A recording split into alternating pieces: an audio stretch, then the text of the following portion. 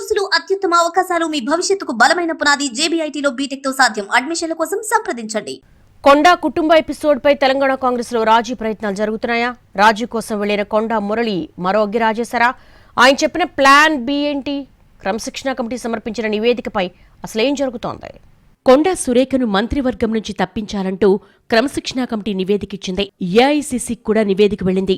ఈ పరిస్థితుల్లో deputy CM Bhatti విక్రమార్కతో కొండా మురళి సమావేశమయ్యారు. దాదాపు 25 నిమిషాలకు పైగా జరిగిన సమావేశం రాజకీయంగా చర్చనీయాంశమైంది. కొండా ఎపిసోడ్పై గతంలో కూడా డిప్యూటీ సీఎం భట్టి విక్రమార్కనే సీఎంతో రాయబారం నడిపారు. ఇప్పుడు కూడా భట్టి విక్రమార్కతోనే రాయబారం చేసే ప్రయత్నాలు మొదలుపెట్టినట్టుగా తెలుస్తోంది. దాంట్లో భాగంగానే ప్రజాభవన్కు వచ్చిన కొండా మురళి భట్టితో చర్చించినట్టుగా సమాచారం.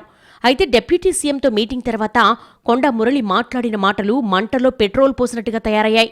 భట్టి విక్రమార్కతో రాజకీయపరమైన విషయాలు చర్చించలేదని చెప్పేంతవరకు బాగానే ఉంది.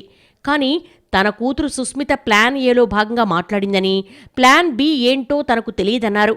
ఇలా చెప్పడం ద్వారా సుస్మిత మాటలను మరింత సమర్థించినట్లయింది. అదే సమయంలో నేను మాత్రం కాంగ్రెస్లోనే ఉంటానంటూ చెప్పుకున్నారు మురళి. కలెక్టరేట్ బిల్లుండే దానికోసం వచ్చిన దాన్ని అడిగినా నేను ఈయాడికి 5 రోజులు వరంగల్ కూడా పోలేదు.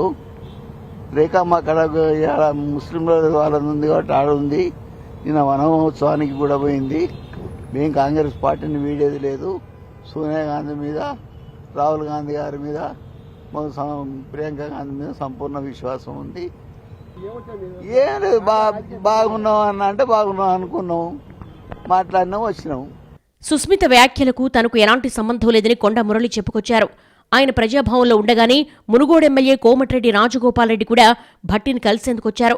డిప్యూటీ సీఎంతో నియోజకవర్గానికి సంబంధించిన పెండింగ్ బిల్లుల గురించి మాట్లాడేందుకే వచ్చానని, రాజకీయపరమైన చర్చలు లేవని రాజగోపాల్రెడ్డి స్పష్టం చేశారు. తాను ఎప్పుడూ పార్టీ లైన్ దాటలేదని, కొండా ఎపిసోడ్లో క్రమశిక్షణ కమిటీ తీసుకున్న నిర్ణయాన్ని సమర్థిస్తానని చెప్పారు. పార్టీ క్రమశిక్షణ కమిటీ ఉంది. వాళ్ళు చేసిన వ్యాఖ్యల్ని వాళ్ళు చాలా లోతుగా చర్చించి PCC ప్రెసిడెంట్కు రిపోర్ట్ ఇచ్చారు. PCC ప్రెసిడెంట్ అధిష్టానానికి రిపోర్ట్ పంపిస్తారు, వాళ్ళు సీనియర్ లీడర్లు కాబట్టి. అధిష్టానం నిర్ణయమే ఫైనల్ అని చెప్పి ముఖ్యమంత్రి రేవంత్ రెడ్డి గారు చెప్పిండ్రు. ఆయన మాటే నా మాట. ఇది ఎవరు మేము మాట్లాడేది కాదు, మేము కామెంట్ చేయకూడదు. ఇది మరోవైపు కొండా సురేఖను మంత్రివర్గం నుంచి తప్పించవద్దంటూ బీసీ సంఘాల నుంచి ఒత్తిడి వస్తున్నట్టుగా తెలుస్తోంది. పార్టీలో క్రమశిక్షణ ఉల్లంఘించిన వారిపై చర్యలు తీసుకోవాలని PCC చీఫ్ మహేష్ గౌడ్పై ఒత్తిడి పెరుగుతోంది. సొంత పార్టీ ఎమ్మెల్యేలు మీడియా సమావేశాన్ని ఏర్పాటు చేసి చర్యలకు డిమాండ్ చేయడం ఒక ఎత్తైతే, క్రమశిక్షణ కమిటీ కూడా మంత్రి పదవి నుంచి కొండా సురేఖను తొలగించాలని సూచించడం మరో ఎత్తు. మహేష్ గౌడ్ కూడా కొండా సురేఖను ఈసారి తాను కాపాడలేనని స్పష్టం చేశారు. అయితే కొండా సురేఖకు కొన్ని బీసీ సంఘాలు మద్దతుగా నిలిచాయి. బీసీ నాయకురాలుపై చర్యలు ఎలా తీసుకుంటారని ప్రశ్నిస్తున్నాయి.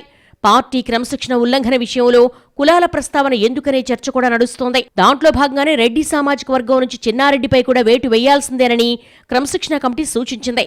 ఇలా 2 సామాజిక వర్గాలపై కూడా వేటు వేయాల్సిందేనని క్రమశిక్షణ కమిటీ సూచించింది. మొత్తంగా భట్టి విక్రమార్కతో కొండా మురళి సమావేశం, కొండా సురేఖకు బీసీ సంఘాల మద్దతు. ఈ నేపథ్యంలో కాంగ్రెస్ హైకమాండ్ ఎలాంటి చర్యలు తీసుకుంటుందనేది ఇప్పుడు ఆసక్తికరంగా మారింది.